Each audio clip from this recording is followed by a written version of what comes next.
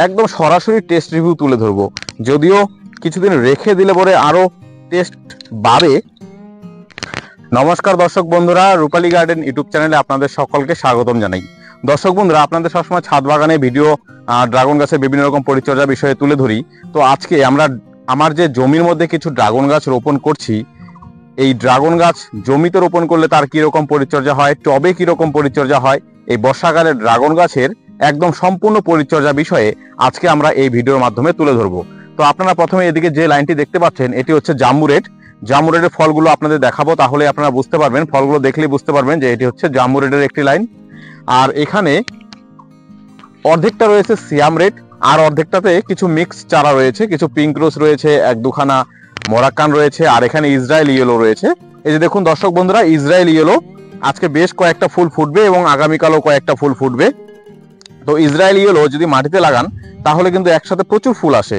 প্রচুর ফুল এসেও ছিল, গাছটি অতটাও কিন্তু এতটাও বড় না, অতটা ডালপালাও নেই, তবুও দেখুন অসংখ্য ফুল রয়েছে।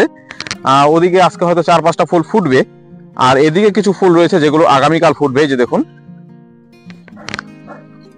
এই যে দেখুন, এই পাশেও এখানেই 6খানা ফুল রয়েছে, আর 5খানা ফুল আজকে ফুটবে, আরো 2খানা হয়তো পরের দিন ফুটবে। দুটো গাছের মধ্যে দেখুন 15খানা ফুল দেখিয়ে দিলাম আপনাদের। এখানে 5টা, 6খানা, 7, 8, 9, 10, 11, 12টা ফুল রয়েছে এই দুটো গাছের মধ্যে। আর এখানেও দুটি রয়েছে, তো এই দুটিতে এখনো পর্যন্ত আসেনি। আর এখানে দেখুন পিঙ্ক রোজের কয়েকটা গাছ রয়েছে। পিঙ্ক রোজ একসাথে এতগুলো ফ্লাওয়ার সেট হয়ে গিয়েছে, তো আমি ভেঙে দেইনি। তো আমি যদি একটা ভেঙে দিই তাহলে হয়তো ফলের সাইজ একটু বড় হতো। যাই হোক, থাক, 3টে ফল একসাথে থাকুক।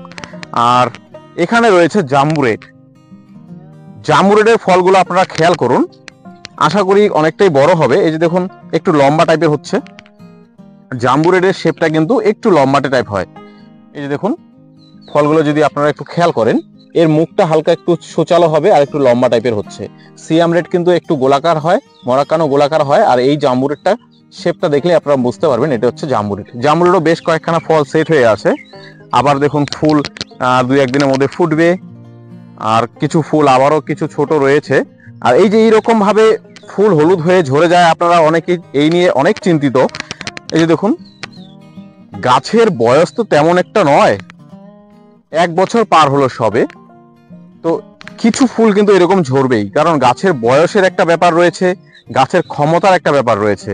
আর এক ডালে বেশি ফুল আসলে কিন্তু ঝরবে। এই যে দেখুন, একই সাথে দুটো ফ্লাওয়ার এসেছিল, একটি ফ্লাওয়ার বড় হচ্ছে আর একটি ঝরে যাচ্ছে। এটা একদম প্রকৃতির নিয়ম, গাছের এটা ক্ষমতাই থাকে একটি ডালে 1 থেকে 2টি ফল ধরার। কখনো কখনো রেয়ার কেস 2-3খানার বেশি বা 2-3খানা হয়ে যায়। তো একটি ডালে একটাই ফল সেট হবে এট এ টাইম, মানে এক সময়। পরবর্তীতে আবার যখন এই ফুল থেকে ফল সেট হয়ে যাবে, তখন আবারও ফুল আসবে। তবে এক সময়ে একটা করে ফল নেওয়াই ভালো, তাহলে ফলের সাইজ অনেক ভালো হবে এবং আপনার আশানুরূপ হবে। আর যদি খাবার আপনারা নিয়মিত দেন তাহলেও ফলের সাইজ অবশ্যই বড় হবে।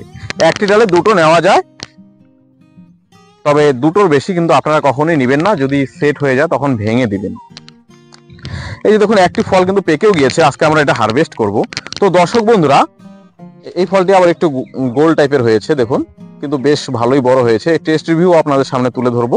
আর বাড়িতে উঠোনের সামনে আমার যে ড্রাগন গাছগুলো, সর্বপ্রথম সেই পুরনো যে গাছগুলো রয়েছে সেখানেও কিছু ফল পেকে রয়েছে, আমি হারভেস্ট করার ভিডিও আপনাদের দিব। আপনারা যে খেয়াল করেন, বর্ষাকালে যখন বৃষ্টিপাত হয় তখন পচনের একটা সমস্যা দেখা দেয়, মাঝে মাঝে এই ডালের পচন ধরে, গোড়ায় পচন ধরে। এই নিয়ে আপনাদের ভিডিও দিয়েছি, কিভাবে ট্রিটমেন্ট করবেন আপনারা অবশ্যই দেখে নেবেন। আবার দেখুন, এই যে উপরের দিকে যে ব্রাঞ্চগুলো রয়েছে একটু হলুদ হলুদ ভাব, এখানে তো কমই দেখতে পাচ্ছেন। আপনাদের অনেকের গাছ হয়তো একদম হলুদ হয়ে পুরো ডালটাই পচে যাচ্ছে, এরকমটা হয়। এরকমটা কখন হয়? যখন প্রচুর রোদ থাকে আকাশে।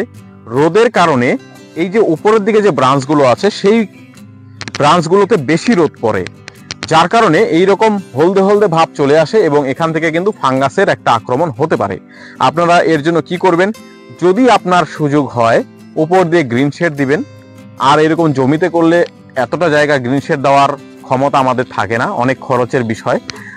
অনেকে কেউলিন পাউডার স্প্রে করে থাকেন, তাহলে সূর্যের তাপ সরাসরি গাছের ডালে কম পড়ে, গাছের বেশিরভাগ সূর্যের তাপটাকে প্রতিফলিত করে দেয়, তখনও এই রোগটাকে দমন করা সম্ভব হয়।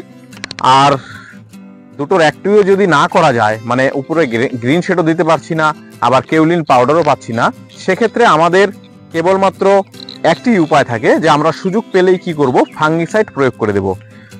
ফাঙ্গিসাইড একদম সকালে অথবা বিকেলে প্রয়োগ করবেন, সন্ধে হলেও কোনো অসুবিধা হবে না।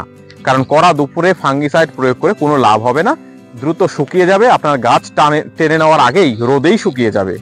তো আপনারা অবশ্যই ফাঙ্গিসাইড প্রয়োগ করবেন এই বর্ষাকালে মাঝে মাঝে, তাহলে গাছে ফাঙ্গাসের আক্রমণ হবে না। এই হলুদ অংশ থেকেই কিন্তু ফাঙ্গাসের আক্রমণ হয়ে যায়। তো এই পাশে একটু কিছু, এই পাশে তো ওই পাশে তো আপনাদের কিছু ফল দেখালাম, তো গাছের এই পাশেও দেখুন কিছু ফল সেট হয়ে আছে, কিছু ফুল আজকেই ফুটবে, কিছু ফুল আগামী 2-1 দিনের মধ্যে ফুটবে।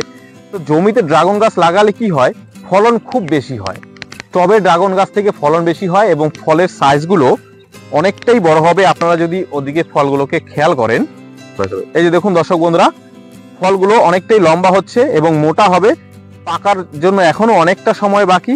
তো এই ফলগুলো আশা করি অনেকটাই বড় হবে, যখন হবে তখন আপনাদের তো ওজন করে দেখাবই। এই যে দেখুন এই ফুলগুলো কিন্তু আজকে ফুটবে।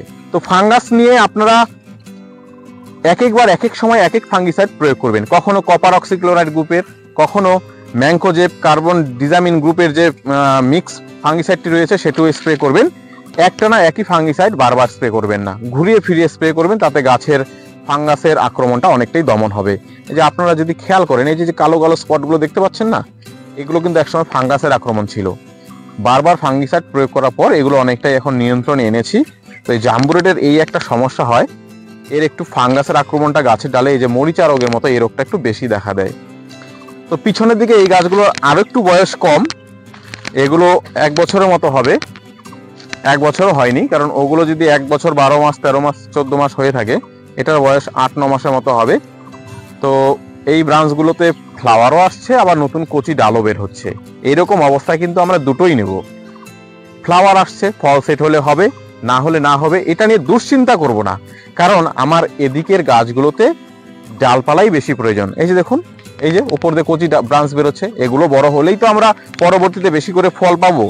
তো আপনারা কি করেন, আপনাদের গাছে অনেকে আমাকে ভিডিওর মাধ্যমে পাঠান, গাছে 1-2 ডাল কি করে ফল নেবেন, এই নিয়ে আপনাদের যত মাথা ব্যথা। আপনাদের প্রথম টার্গেট থাকবে গাছগুলোকে ঝোপালো করে নেওয়ার, তারপরে ডগা প্রুনিং করলে, আমরা পটাশ সার, খাবার এই সমস্ত কিছু ব্যবহার করলে অবশ্যই ফুল চলে আসবে। ড্রাগন গাছ চাষ করবেন, ফুল অবশ্যই আসবে। কমার্শিয়াল ভ্যারাইটি হলে তো 1 বছরের মধ্যে অবশ্যই ফল আসবে। আপনারা হয়তো আমার বাগানে একটা জিনিস দেখতে পাচ্ছেন যে প্রচুর আগাছা জন্মেছে। আমার প্রতিদিন স্কুলে যেতে হয়, আমি নিজেও এই সময় পাই না আগাছা তোলার জন্য, আর এতটা পরিশ্রম আমার দ্বারা করাও সম্ভব হয় না, কারণ বিভিন্ন রকম কাজ থাকে। আমাদের এখানে একটু লেবার পাওয়া একটু সমস্যা, কারণ আমাদের এই এলাকাতে আপনারা যদি দেখতে পান, দেখুন প্রচুর চা বাগান, কারণ সবাই চা বাগানের শ্রমিক। তো এই জমিতে কাজ করার অন্যান্য লেবার একটু কমই পাওয়া যায়, চা বাগানের জন্য হলে কোনো সমস্যাই থাকতো না। তো ধীরে ধীরে এগুলোকে পরিষ্কার করছি, আর ভবিষ্যতে যাতে আগাছা আর একটু বেশি পরিমাণে দমন করে রাখা যায়, এর জন্য দেখুন মালচিং ব্যবহার করেছি। আমি জাম্বুরেটে গোটা লাইনটিকে দেখুন একদম ক্লিয়ার করে রেখেছি। এইরকম ভাবে প্রত্যেকটা লাইন, আমার 4টি লাইন আছে এখানে, এটা লাগানোর পর এটা লাগিয়েছি, তারপরে ধীরে ধীরে আরো লাগাচ্ছি, পিঙ্ক রোজ, মরাক্কানের কিছু ভ্যারাইটি, ইসরায়েলি ইয়েলো আরো কিছুটা লাগাচ্ছি, ক্রসব্রিড লাগাচ্ছি, এবং পরবর্তীতে আমি 1-2খানা আবার রেয়ার ভ্যারাইটি করব, যাতে পরবর্তীতে আপনাদের সবার কাছে আমি আরেকটু কম মূল্যে চারা উপহার দিতে পারি। সেই জন্য আমি টবের থেকে ধীরে ধীরে জমিতে ড্রাগন চাষ করছি, যাতে আমার প্রোডাকশনটা বেশি হয়, তাহলে আমি চারা আরো বেশি পরিমাণে তৈরি করতে পারবো। আর আপনারা জানেন, চারা যদি প্রোডাকশন বেশি হয় তখন অটোমেটিক দাম কমে আসবে।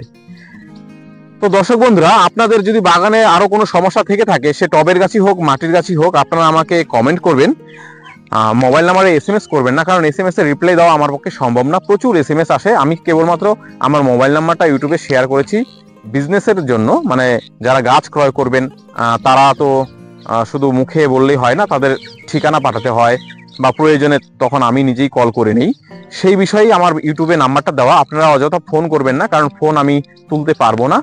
আপনারা SMS-ও করবেন না, আপনারা কমেন্ট করুন, কমেন্ট করলে অবশ্যই আমি রিপ্লাই দেওয়ার চেষ্টা করব।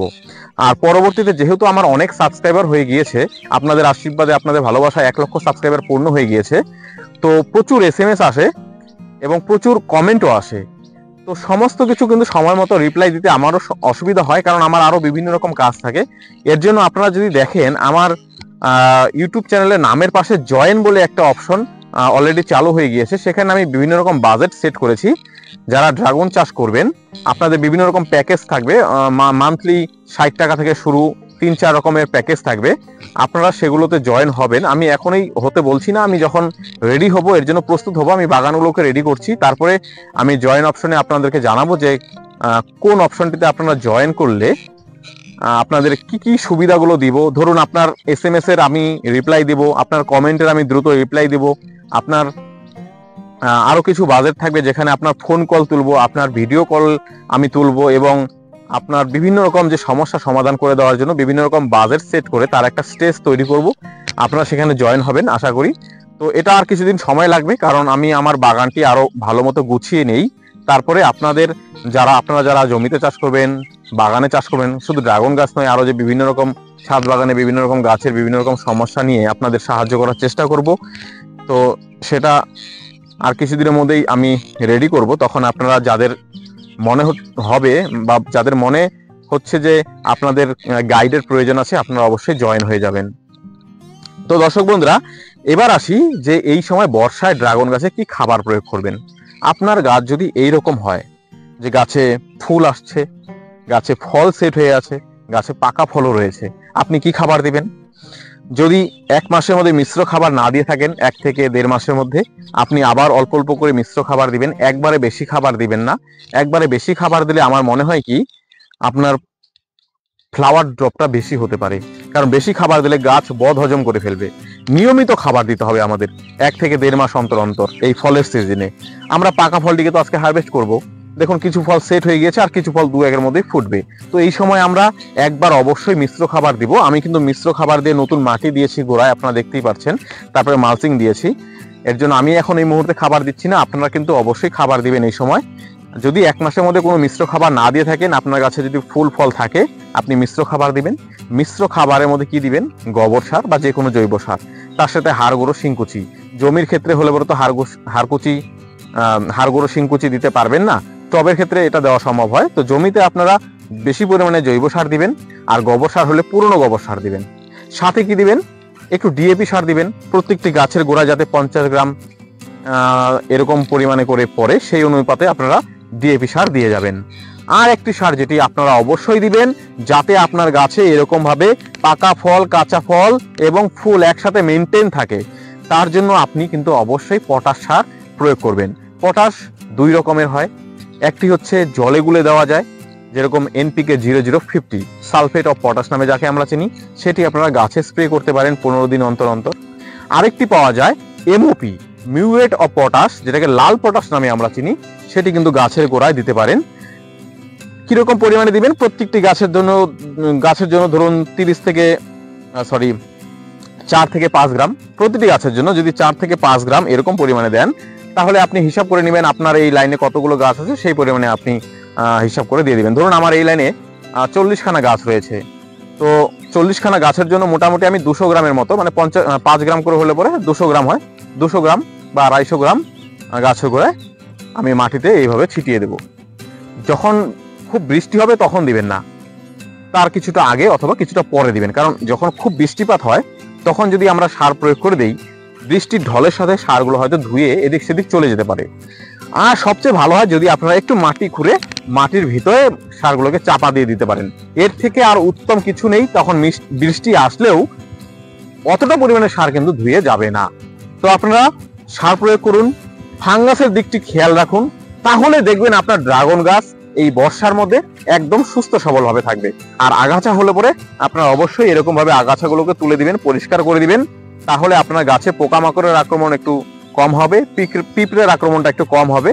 এই সময় পিঁপড়ের আক্রমণটা হয় কারণ বর্ষাকালে কি হয়, যেখানে জল টল জমে যায় সেখানে তো পিঁপড়েগুলো বাসা বাঁধতে পারে না, তো ওরা কি করে একটু উঁচু উঁচু জায়গাগুলো খোঁজে। তো এই ড্রাগন গাছের থেকে উত্তম গাছ কি হতে পারে, যে পিঁপড়ে নিচে জল জমে গেল, সব পিঁপড়েগুলো গাছের ওপর দিয়ে চলে আসলো। পিঁপড়েরা কি করবে, আপনার কচি ডগার অংশগুলো চুষে চুষে রস খাবে। আপনার কচি ফুলের মাথাগুলোতে দেখবেন ঝাঁকে ঝাঁকে পিঁপড়ে বসবে। ওরা পিঁপড়ে শুধু রস খায় না, সাথে সাথে একটু কামড়িয়ে দেয়। কামড়ে দিলে কি হয়, ফাঙ্গাসের আক্রমণ হয়ে যেতে পারে।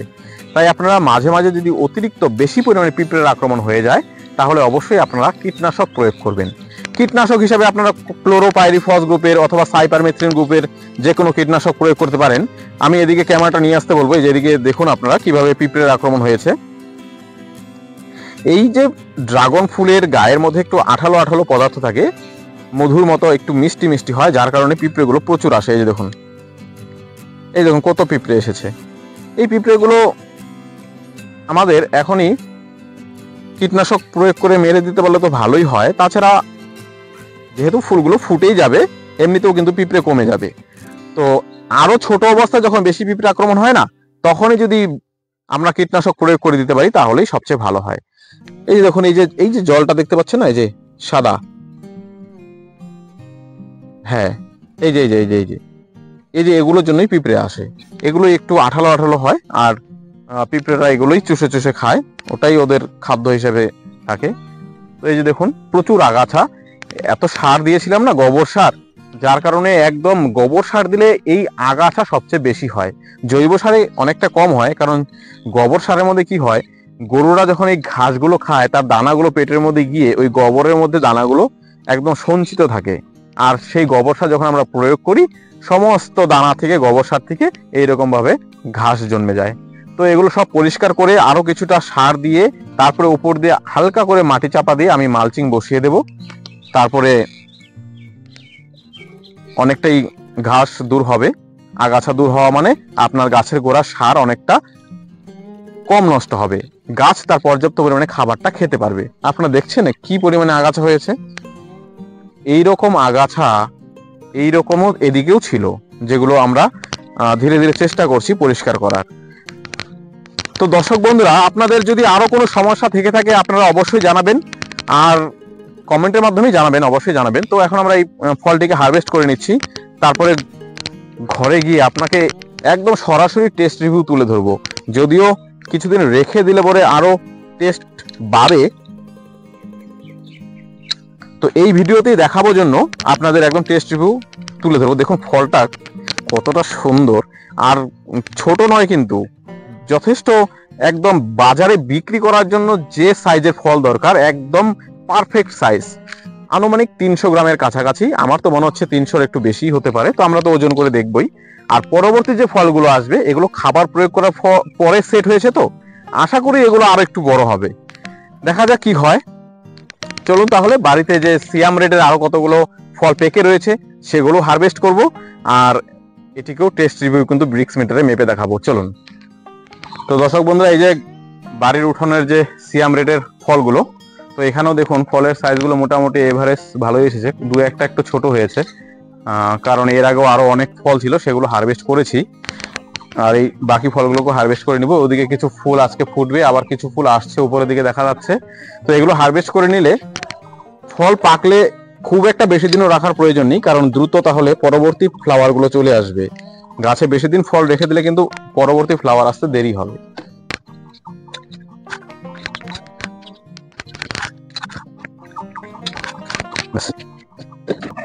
দেখুন কতগুলো ফল হয়ে গেল। তো এখন চলুন আমরা একটু ব্রিক্স মিটারে মেপে দেখি এবং খেয়েও দেখি কোনটা কিরকম মিষ্টি। তো দর্শক বন্ধুরা, এই যে দেখুন প্রথমে আমরা জাম্বু রেডটাকে একটু ওজন করে নেই।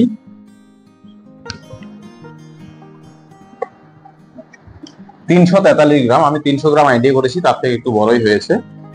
আর সিয়াম রেড গুলো মোটামুটি ওই 250-300 গ্রামের কাছাকাছি হবে, 298 গ্রাম। তো সিয়াম রেড এর আগে অনেক কেটে দেখিয়েছি, এর 16 ব্রিক্স এসেছিল। আজকে জাম্বু রেডের ব্রিক্সটা দেখবো কত আসে, যদিও 1-2 দিন পরে মেপে নিলে ভালো হতো। তো আমরা সরাসরি মাপবো আজকে। বাহ, একবার ভেতরটা দেখুন দর্শক বন্ধুরা, কি সুন্দর কালার, মানে দেখলেই মন জুড়ে যায়।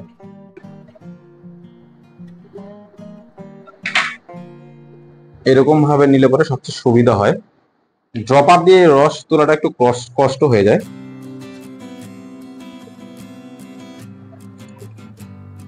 দেখুন একদম লাল।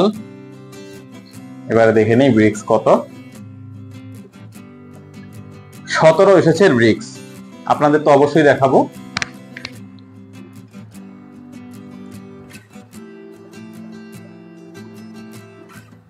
এই দেখুন দর্শক বন্ধুরা, একদম 15 উপরে আরো 2 দাগ, অর্থাৎ 17 এসেছে এর ব্রিক স্কোর। 17 ব্রিক স্কোরে ফল ভালোই মিষ্টি হওয়ার কথা। আমরা এখন খেয়েও দেখব। দেখুন একবার, রসও কিন্তু বেশ অনেকটাই রস হয়েছে এর মধ্যে।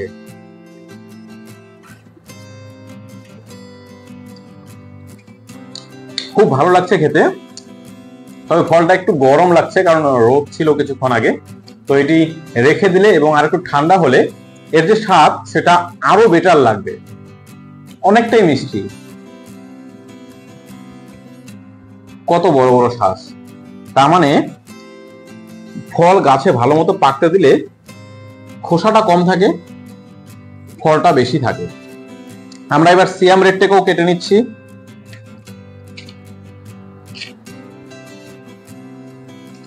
দেখুন, ভেতর থেকে কিন্তু বুঝতে পারবেন না কোনটা সিয়াম রেড কোনটা জাম্বু রেড, শুধু আপনার গাছ বলে দিবে আর আপনার ফলের আকৃতি সামান্যটা বলে দিবে যে কোনটা সিয়াম রেড কোনটা জাম্বু রেড।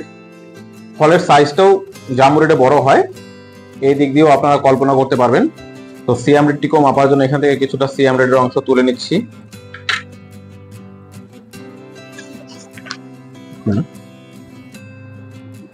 এই সিয়াম রেডের রস আমি আর একটু বেশি দেখতে পাচ্ছি, অল্প চাপ দিলে প্রচুর রস পড়ে গেল। এইখানটার কালারটা দেখুন একদম। দর্শক বন্ধুরা, সিয়াম রেড আমি বলেছিলাম অনেকটাই মিষ্টি হয়, তো আপনারা একবার দেখে নিন জাম্বু রেডের থেকেও সিয়াম রেডের ব্রিক স্কোর আরো কতটা বেশি এসেছে। এই দেখুন দর্শক বন্ধুরা, এবার 18 ক্রস করে গিয়েছে। তো 18ই আমি ধরে নিলাম। তো সিয়াম রেড দর্শক বন্ধুরা আমি 2 দিন মাপলাম, তো মোটামুটি 18 এর ব্রিক স্কোর আসছে। এই ফলটিও গাছে বেশ অনেকদিন থেকে পেকেছিল।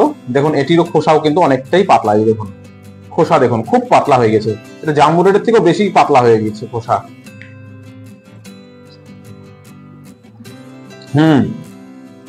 জাম্বুর থেকেও একটু রস বেশি, টেস্টটাও তুলনামূলকভাবে একটু বেশি আছে। প্রচুর রসালো, ভালো লাগলো খেতে। তো দর্শক বন্ধুরা, আজকের ভিডিওটি যদি আপনার ভালো লেগে থাকে তাহলে একটি লাইক অবশ্যই করবেন। কোনো বিষয়ে জানার থাকলে কমেন্ট বক্সে কমেন্ট করবেন, আর চ্যানেলটিকে সাবস্ক্রাইব করা না থাকলে অবশ্যই সাবস্ক্রাইব করে নেবেন। সকলে ভালো থাকবেন, সুস্থ থাকবেন। আজকের মতো এখানে বিদায় নিচ্ছি, নমস্কার।